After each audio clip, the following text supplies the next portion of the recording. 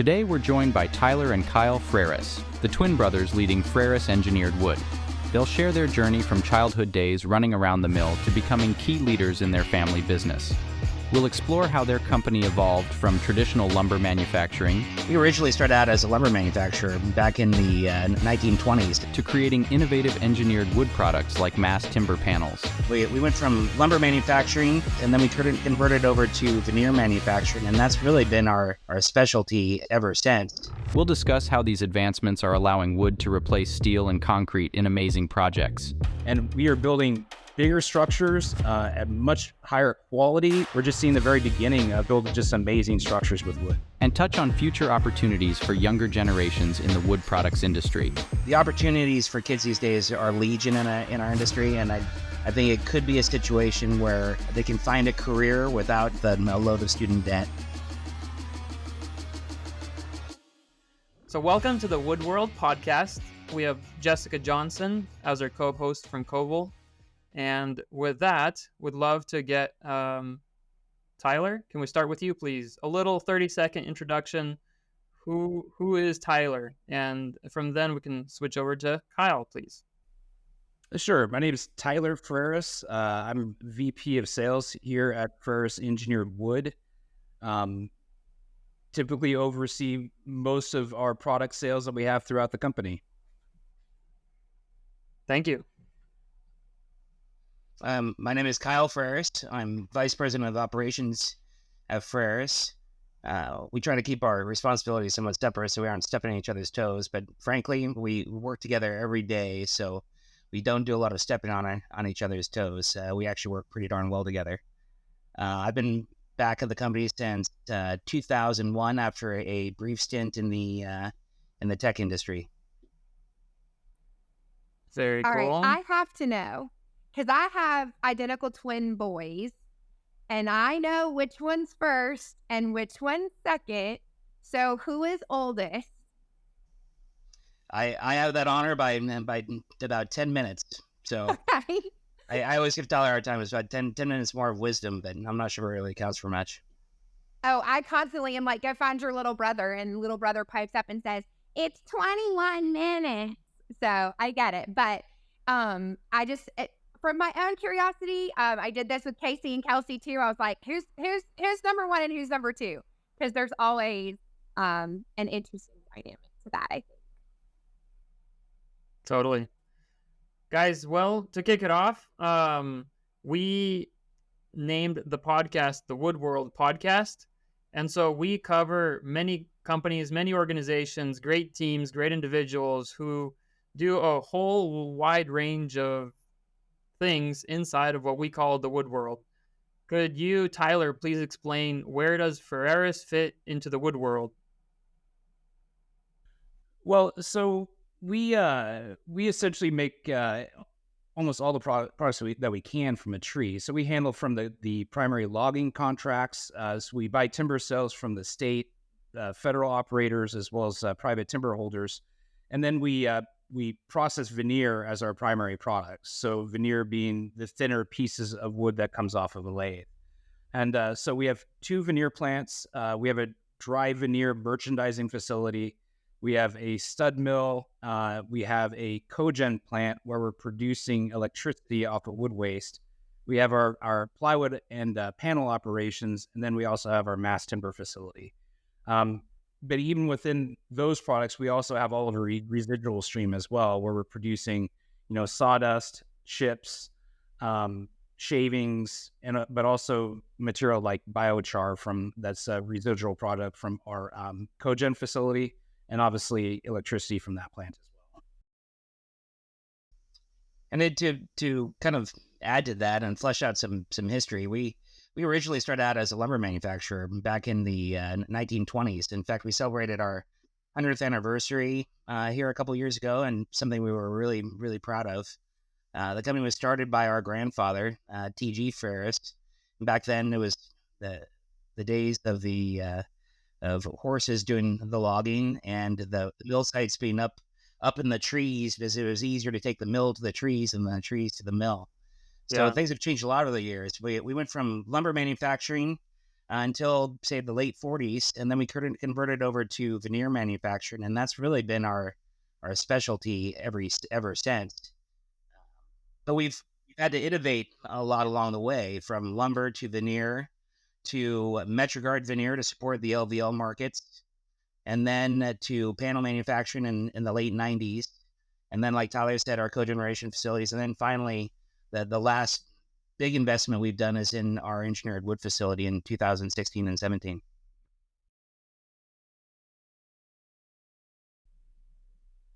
Yeah. Good. Anything you're curious about? So, can you talk me through the history of you guys Kyle, you said you came from the tech industry, right? So, coming into a family business is never easy. How did you decide to make the decision to go into it? And how has it shaped your career? So I think I always anticipated coming back to the family business. Tyler actually came back a couple years before I did, because I wanted to get some experience at another company for a while. So I kind of rode that .com era for a bit until September 11th, actually, when I was kind of stuck in Boston for a couple weeks after the World Trade Center disaster. And that really changed my mind about traveling and working in the tech industry. And it happened to be that it was a convenient time to come back and insert myself into the family business. But we've always cared, I think, deeply about our family heritage and legacy. What our grandfather started back in the 20s. It's something that we've always respected and want to be a part of. But it's daunting as well, like you said. And when we first came back, our management team, which at the time included our father, our uncle, and our cousin, had over 100 years of experience. So jumping into a business with a management team of that weight was not easy. Okay, so Tyler, what was your path back home to Lions? Well, I was actually a little bit more direct. Kyle and I both went to school down in Southern Methodist University in Dallas, Texas. I chose a business and finance path for my college degree with the intent that I wanted to come back and work with the business. So I pretty much worked here every summer that I could since high school, and try to get a broad feel for all the different positions around. Kyle and I really did grow up at these facilities. We would come with our father and his El Camino back in the day, and just run around the boneyard is what we call it, but essentially all the equipment that's been pulled out, all the rusty pieces of stuff you could, and ran through all the facilities while they were shut down on the weekends. And so we really spent a lot of our youth, tied up with these facilities, and had a real intensive love for it. So anyway, I came back and right around 1998 and started in 1999. And, like with any other family business, you start getting all the grunt work that no one really wants to do, but that's how you kind of learn about all the other portions of the business. So it's been an interesting, but to Kyle's point, a family business isn't easy. They expect a lot of you. They expect, and you end up putting a lot of expectations on yourself too. So you're always trying to perform in a family business because it means so much to everyone that's involved in it. We always say you can't avoid your shareholders in a family business. You end up seeing them at every family party and every picnic. So Yeah, that must make Christmas a little tense, maybe. Thanksgiving. I'd love to know. I mean, not everything is always rosy, and so as you both kind of grew up and came to today, I mean, what were some of those? Can you share maybe one challenge each as an example of something that you overcame personally as you kind of grew up, and then now you're thriving in the business, but kind of those challenges, and if you could reflect back to your younger years, or I guess just as you were learning and growing through the organization. You said, you had to do the grunt work, and what does that teach a young person, and how does that shape you, your character, to allow you to be who you are today? Tyler, you better take that one first. That's a big question. Well, I think one of the things I really learned from some of the starting positions that I did, whether or not it was green veneer off bearing, or working in the cat shop, or logging, or any of the other short term jobs I had, is that that hourly work takes a lot of effort, and it's and they're all necessary required positions, and that you've got to take those seriously and be able to work hard and do the heavy lifting in order to stick around and actually become a value. I think one of the most forming experience that I think that we had was the 2008 and 2010 market collapse. I mean, during that period of time, the housing market collapsed from 1.7 million housing starts down to 400,000 or 300,000. It was really difficult to find any type of marketplace or market condition that we could actually operate in. And pretty much every wood products producer was out there just trying to keep their mills operating and Right. in motion, and trying to go through the decision-making process of how do we operate in a market that just suddenly went down to 20% of its typical operations and not lose that much money. And so to me, that was a trial by fire. And not something I'd look forward to going through again. Okay, wait, hold on. I want to bump in real fast because you brought up something that I was curious about, and that is the lack of housing starts at a level that we have been used to. There's a serious lag. Everyone's talking about the economy. Most people can't afford a house now with interest rates where they are. Having survived that, do you think that challenge and those learnings are going to be applicable here looking down the pike of the rest of 2024 and into 2025? Well, I think there's capacity within the wood products market to produce enough materials for a 1.8 million, 1.9 million housing starts. I don't think it's an industry problem in order to produce the materials for these homes. To me, it's a little bit more of a political problem. A lot of the costs that go into building homes, whether it's it could be zoning issues as far as available land being available, or essentially system development charges. By some estimates, we're hearing that about 35 to 40% of the cost of a new home is actually just due to regulatory fees. So if we really want to make housing more affordable, I think the government needs to figure out a way to be more efficient with how they put available land and developments out to the consumer. Sorry, I didn't mean to cut you off, Kyle. No, to your point, 2008 was a formative time, and we that was earlier in our careers, and dealing with a market collapse like that was very educational experience. Now that said, when I was mentioning that our executive team had over 100 years of experience, I mean, I'm serious about that. Our uncle had been working through the Depression, and I feel like one thing that we've gained from working with him over the years is, and whether this good or not, but is the feeling that that things will always change, and that there's always another shoe to drop. So I would say that even when times are good, we typically have this feeling of this is going to change, and we're going to have to deal with some bad times later on. So I don't want to say that we manage by pessimism necessarily, but I do think that we are certainly always trying to prepare for the lean times. Do you want to address a challenge other than the lean times that are coming or year?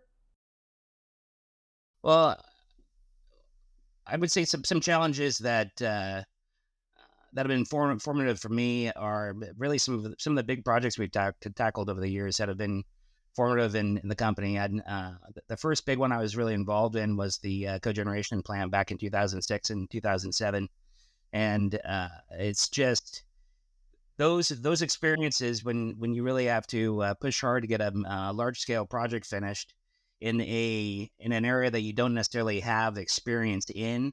Those can be very educational moments. So I learned a lot through that project. I think we all did, as we were trying to basically write the pro forma, the business plan for that particular piece of our organization. And frankly, when we built the mass supply panel facility back in 2016 and 17, it was right around the same time that the president of our company, our father, became ill.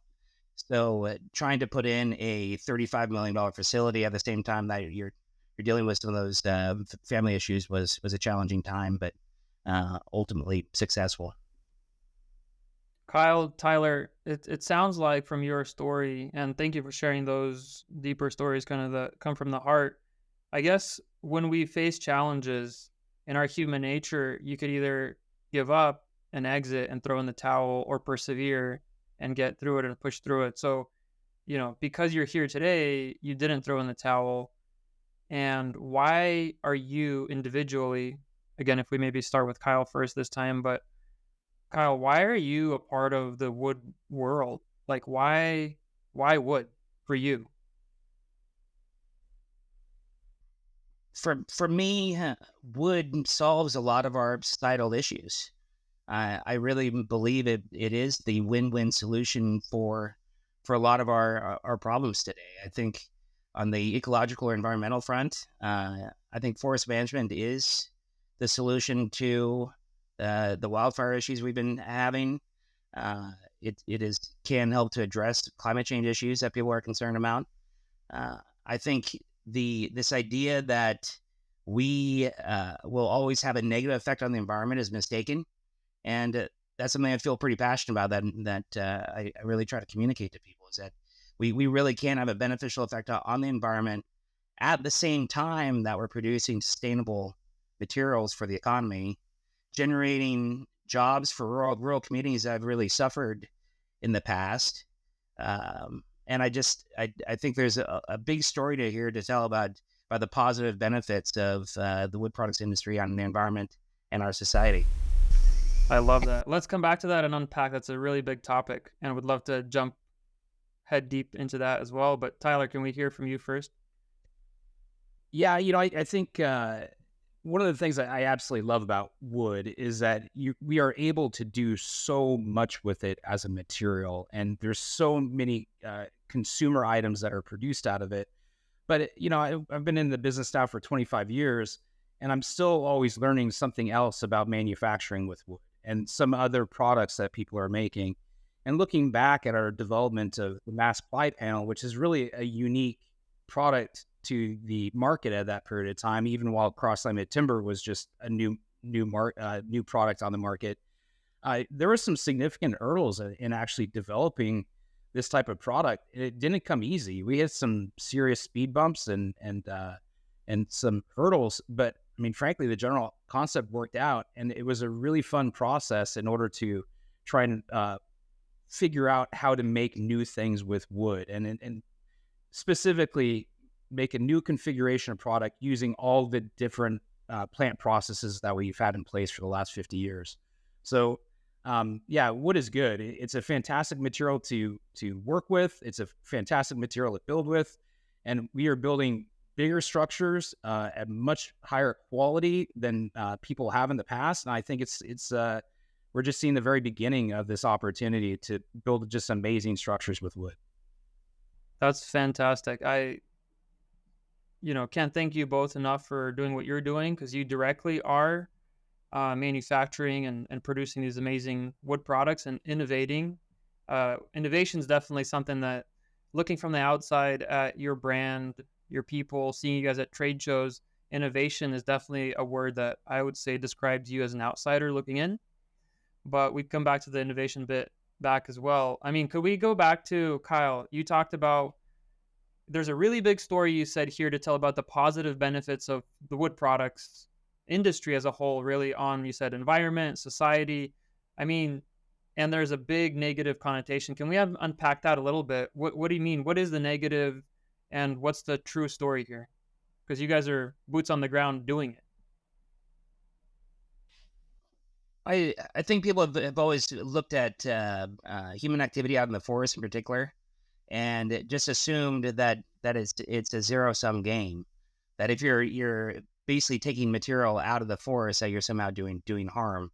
And I just don't believe that that's true. And in fact, I think what we've seen over the last 30 years, particularly in the Pacific Northwest, is that lack of human activity out in the woods has really generated and the conditions for some pretty drastic forest fires that affect not only the environment and the animals out in the environment, but also our local communities, which are really susceptible to wildfires as well. I mean, there was a significant human tragedy in our area back in 2020 during the Labor Day fires, where over 700 homes burnt and many families were displaced for years.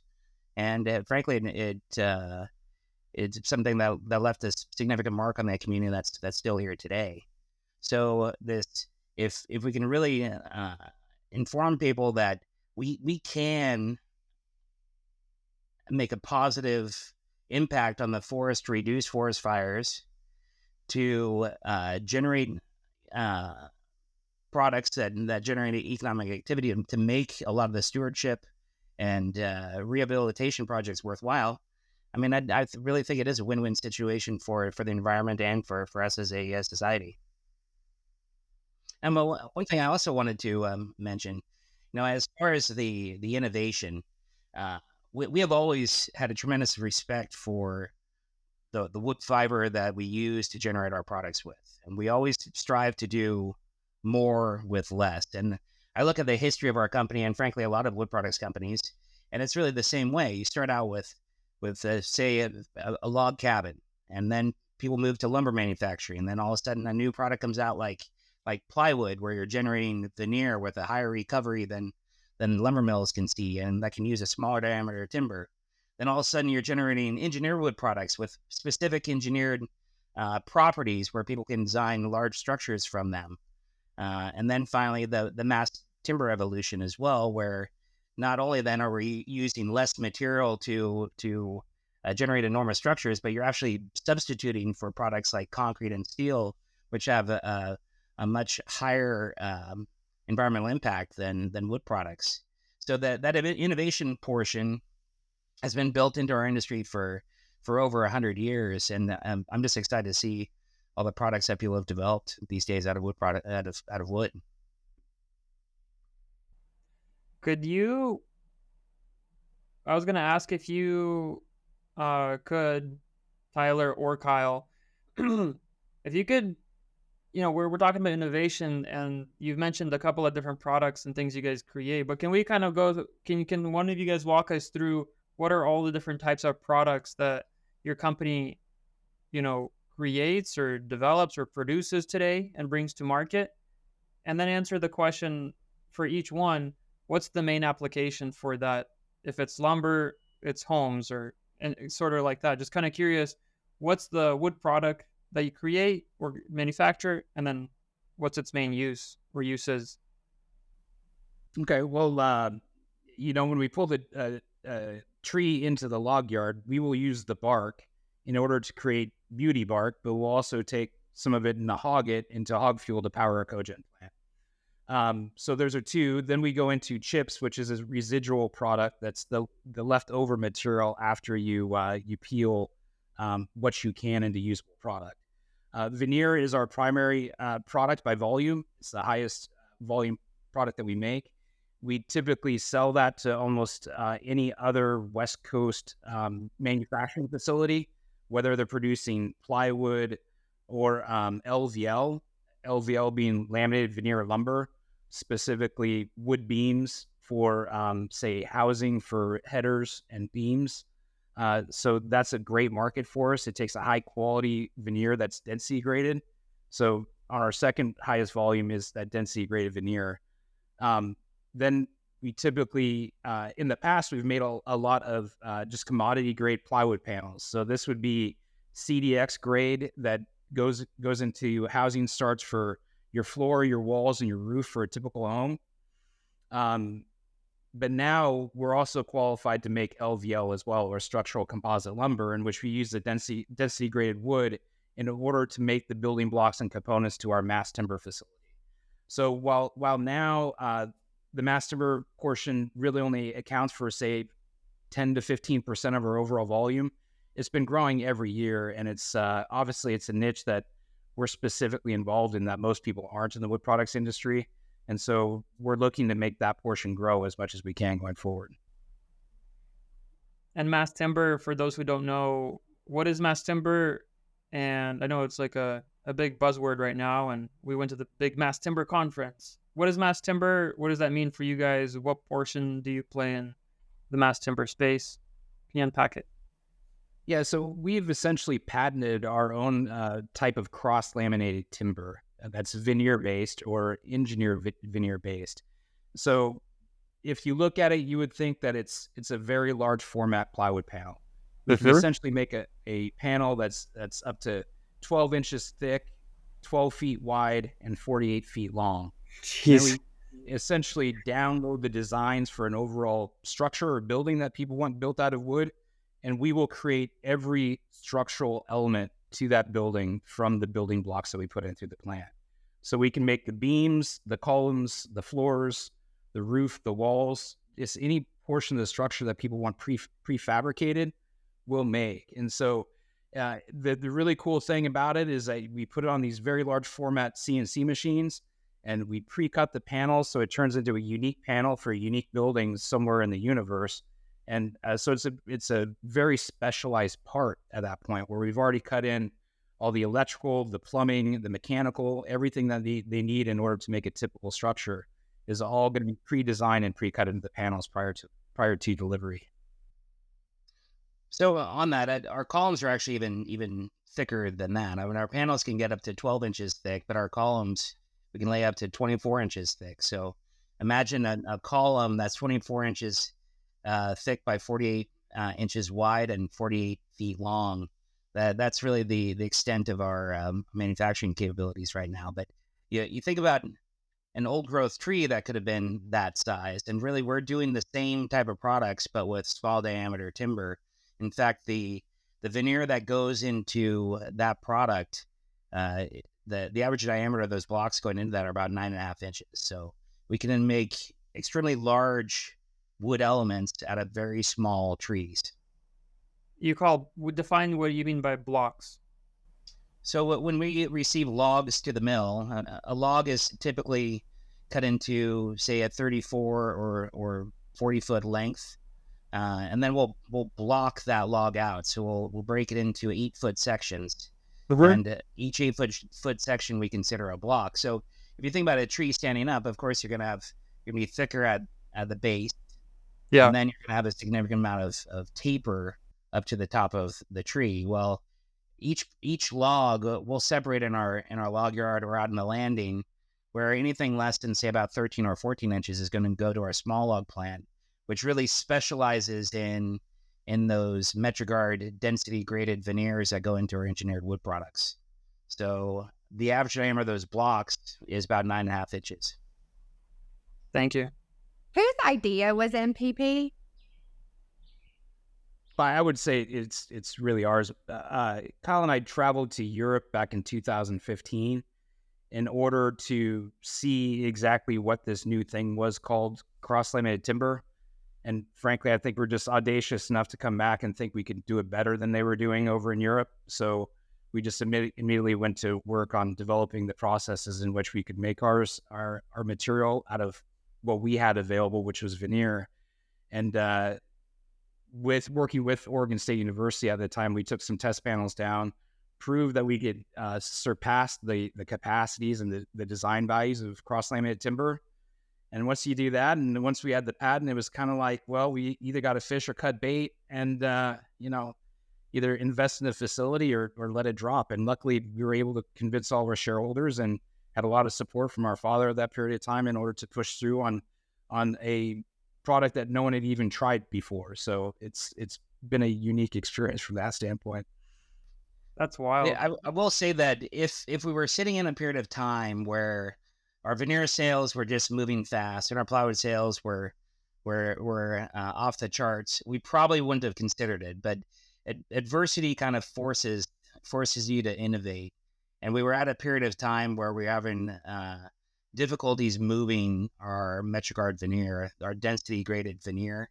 So Tyler mentioned, I mean, that he specifically said, "Hey, wouldn't it be great if we found a product that could use a lot of our density graded full sheet veneer into a higher value product?" And that's really what the nexus, or the start of the entire conversation. And then the trip to Europe, that really allowed us to wrap our heads around the fact that you can afford to use more wood in a panel like this, not because you're competing with stick frame construction in a residential market, but because you're competing with concrete and steel in large buildings. And that was really a light bulb that went off that really said, "Hey, this really does make sense. This is a market that we can tackle." When you say compete, why do you position it that way? Well, because at the end of the day, developers are going to be looking at cost of product in construction. Mm-hmm. And there's always been this idea that wood is going to cost more in construction than concrete and steel. But really, the fact is that people are just used to working in concrete and steel. So as time has gone on and there's been more case studies and things like that, I think we have been able to show that our product is cost competitive with concrete and steel and has all those additional other environmental benefits that haven't made sense. So, we are competing with other products on these projects, and we have to be competitive. Yeah. But it feels a whole lot better to compete with the concrete and steel manufacturers than to be cannibalizing market share from other wood products customer or companies. What are you most proud of in terms of MPP projects or cases, things that you've proven within that space? Or even more, like, can you share some examples of beautiful projects? Or can you share more about deployed MPP? Yeah, we can. I mean, there's actually been some very, very cool projects that are going to be become more available soon. Number one is the Portland Airport. The PDX Airport, they completely replaced the T-core, the terminal core roof, with partly our product, but also products from Zippo laminators and some other forest products companies. And, we've been essentially delivering on that project for 3 years, and it's still not open to the public. So that will become open in August, and I can't wait for everyone to really get a look at what a fantastic, amazing structure this is. We did some really innovative stuff with wood on this one, where ZGF, the principal architect, just asked if we could come up with ways to do, say, large sweeps out of engineered wood. And so, we really went to the drawing board and came up with some very interesting solutions for some of the products they're looking for. A couple other ones that are really neat. We just finished our first 19-story structure down in Oakland, California, with a company called Oh Wow. Extraordinary customers to work with, great developers. But we ended up being able to put up to provide material for a project that went up in less than 4 months structurally for a 19-story mass timber structure. So that was pretty extraordinary as well. One that I haven't seen in person, but I'm looking forward to, is the Coronation Arena up in Edmonton. We essentially provided visual grade panels for an entire roof assembly for an arena up in Edmonton. So that's a beautiful structure as well. I've only seen pictures though. Thank you for sharing. Kyle, any others that strike you?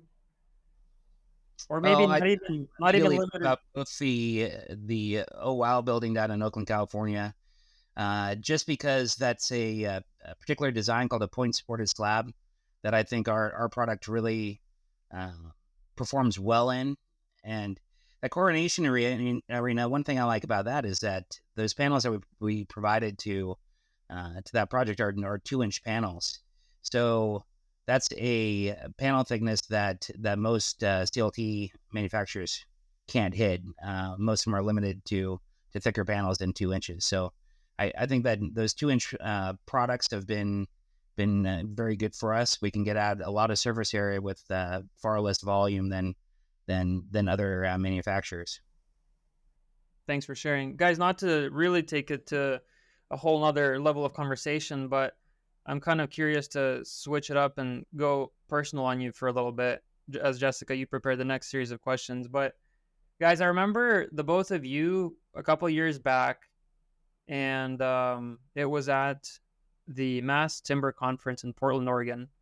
And I remember walking around with a camera, taking pictures here and there. And I remember you all with your families and your wives showed up at the show. And I think you built that one observation deck, was it, upstairs?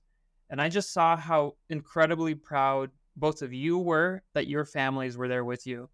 And I frankly was really enjoying playing ping pong at your booth there, where I met one of your family members who also was in charge of one of the leaders of your organization.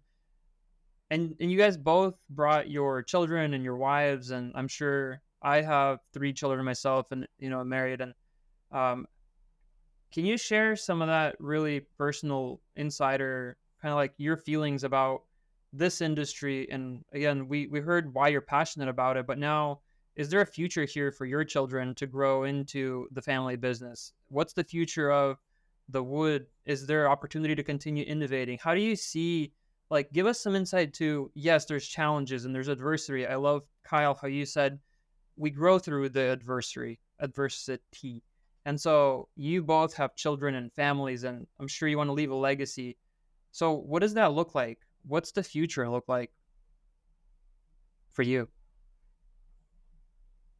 Well, I've got 2 boys, one that's almost 18 and one that's almost 16. And, frankly, I look back at how rewarding this industry has been to me. And I would say that I'd love for them to have the same type of opportunity that I have had in the past, to be able to work with phenomenal people and to learn a lot.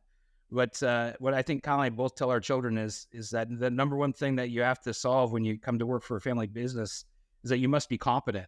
You got to be a hard worker. You've got to be smart, and you've got to actually add value to the organization that you're working for. Even more so with the family business, because there's a lot of people looking at you to continue things on. So I think our goal would be that this is a business that not only lasts 100 years, but can last 200 years. Wow. We intend to be the last people standing. If Oregon decides that wood products are no longer where it wants to go, we really intend to turn out the lights. We don't want to be the first person that departs here. We want to fight the battle to make sure that people know that we're doing good things in the forest and we're creating good products out of wood, and that we're here to stick up for the rural communities in Oregon for the long term. Thank you for sharing, Tyler. So it's been a fantastic experience at that Mass Timber Conference to be able to bring our families. And that, number one, they've been there since we first began going to the conference. So we have pictures each year, and it's amazing to see how not only have our products grown, but our kids have grown even faster.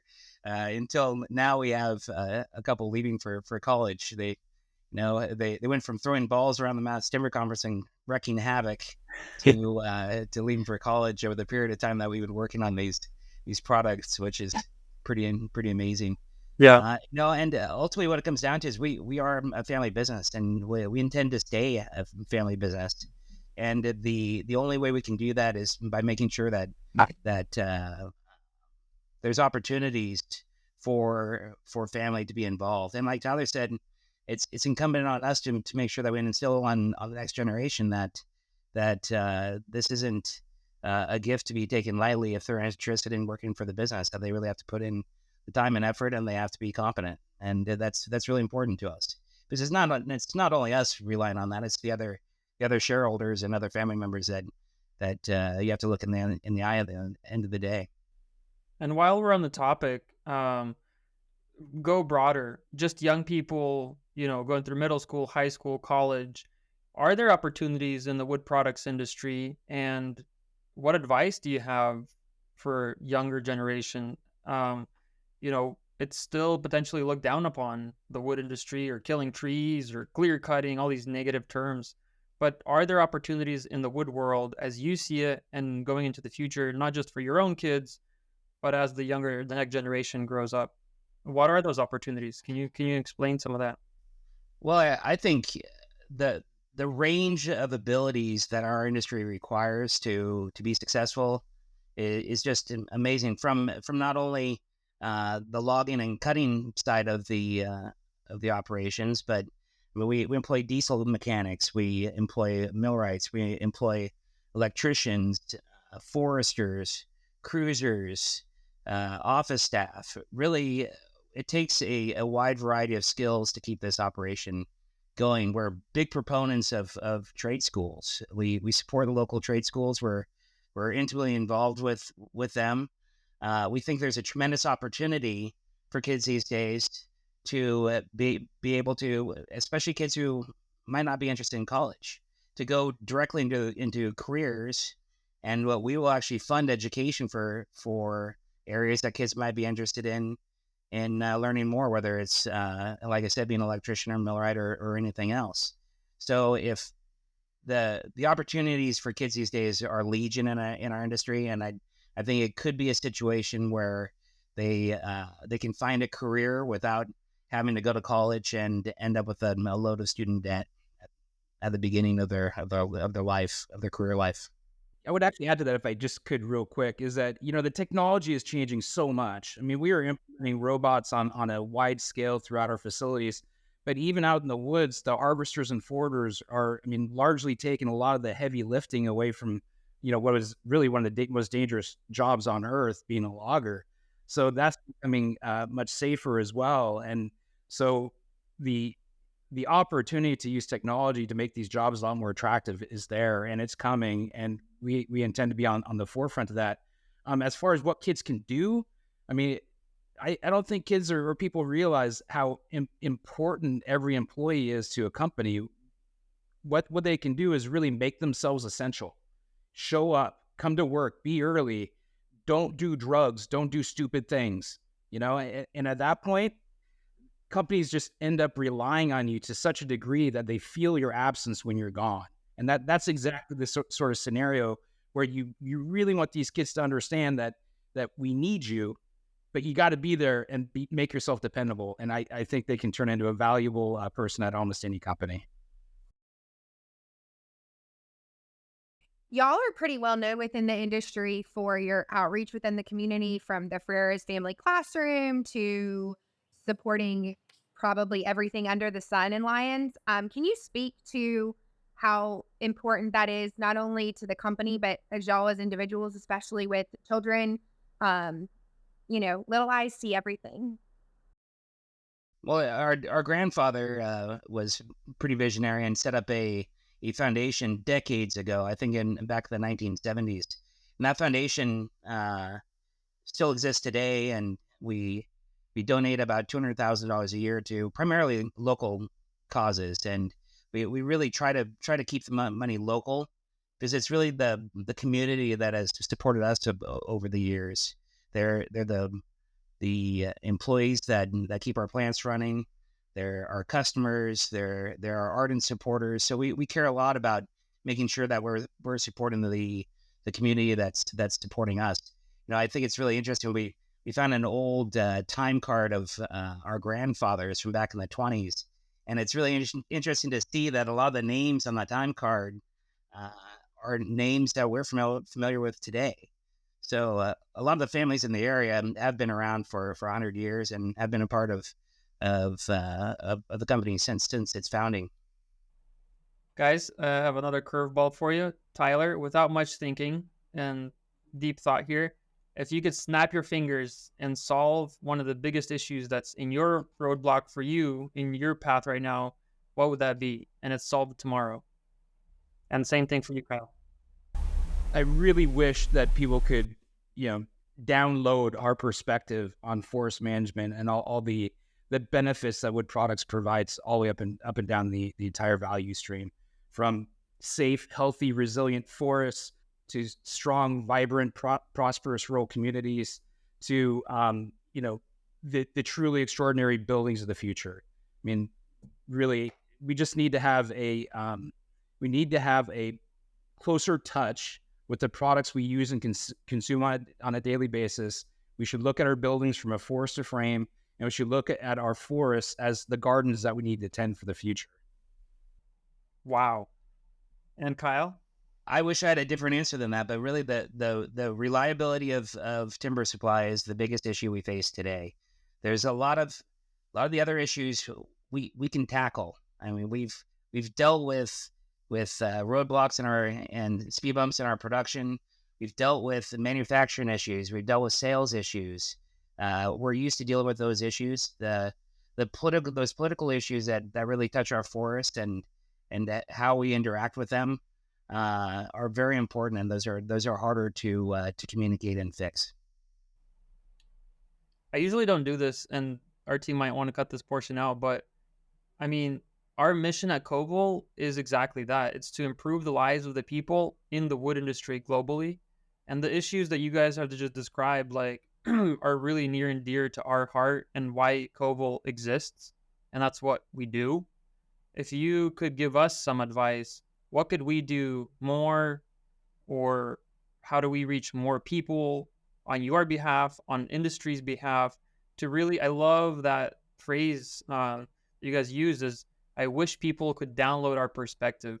How can we at Koval, how do we get that download to people's perspectives in your community, in your state, in the United States, and really in our mission statement, it says to improve the lives of the people in the wood industry globally? I think it's a great question. I think you're on the start to it just by having these types of podcasts and allowing people to give a little bit of a perspective on as far as where they're coming from. There's too much of a tendency out there to paint people in the timber industry as evil, as opposed to the stewards of our future resources. And I think it's these types of conversations that will hopefully open people's minds in the future, and maybe highlighting some of the amazing structures that are being built out there. I mean, when you guys get the opportunity to take some video at the Portland airport, I can't wait to see your podcast again. Thank you. Let's do that. So Tyler and I gave an interview at one point to somebody, and at the end of the interview, they were talking about the fact that, and this is a young person, far younger than we are, about how all the news that they hear is negative. That they wouldn't be surprised if the world ended 10 years from now due to all these catastrophic and environmental issues. And really, I think the message that we like to share is there's a lot of optimism out there that Right. technology can be a solution to a lot of our environmental issues. And this isn't necessarily rocket science. We don't have to invent a new product. In fact, Mother Nature has provided one of the most sustainable products for us out there, and we're finding new and innovative ways to use it to make the world a better place. And God willing, we're still going to be around 10 years from now, 20 years from now, and 100 years from now. And the world will actually be a cleaner, more sustainable place than it is today, even. Particularly for our youth today. I think they've really been told by the UN Climate Council that really the world might end 10 years from now, and that would be a very depressing way to be entering your 20s and 30s, believing that you really didn't have any opportunity. And I just think that that's a terrible thing to instill on our youth.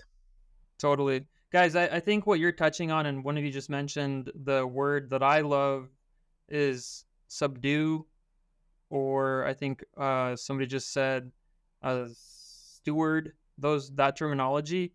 I believe that comes from the Bible. If we look at Genesis chapter 1, verse 28, God commands us to fill the earth, and it says subdue it and have dominion over it. And I love the fact that like you're actually doing that very practically and living that out, and like making a really big and positive impact for your community. And then wherever your materials go and wherever they're used, you're making a beautiful impact. And I think there's really, what I love about our industry, your story, there isn't something that we got together and we agreed to before the podcast session and be like, don't go into this dark corner of our business. Like, no, I think that's one of the coolest things here is we don't have anything to hide. Like, you probably have a whole bunch of people touring your facilities, and you're proud to show that it's, every piece that comes into the logs, the the wood products that come in and out of your facility, that there isn't any waste and it all gets used. And I think we're all super proud of that. I'd love to amplify your story and what you're doing to steward your resources. Well, we appreciate that very, very much. I mean, I think it's a story that we care about deeply. Absolutely. Guys, if any last thoughts, comments, if you could have the microphone right now and speak to just the whole world or a large volume of people you want to reach, what would you tell them in one sentence? Give us that punchline, each of you. Go. Go ahead, Tyler.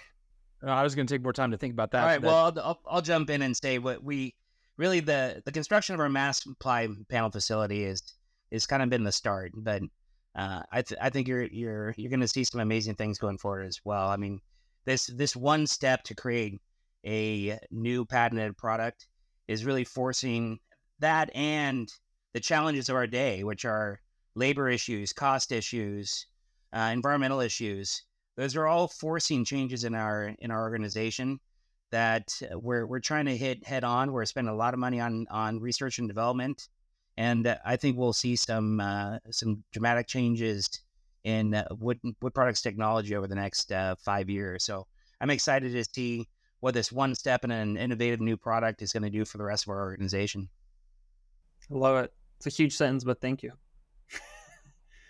Yeah, I'm looking forward to expanding the types of buildings that we're involved in, and I see a ton of promise in modular going forward, so that we can produce housing at scale, at a much faster scale than has ever been produced, and a much more quality structure, and so it alleviates some of the housing difficulties, but also some of the disaster mitigation out there. So I think that we need to have partners that are thinking outside the box as far as how they build the buildings of the future, and we're happy to provide the materials for it.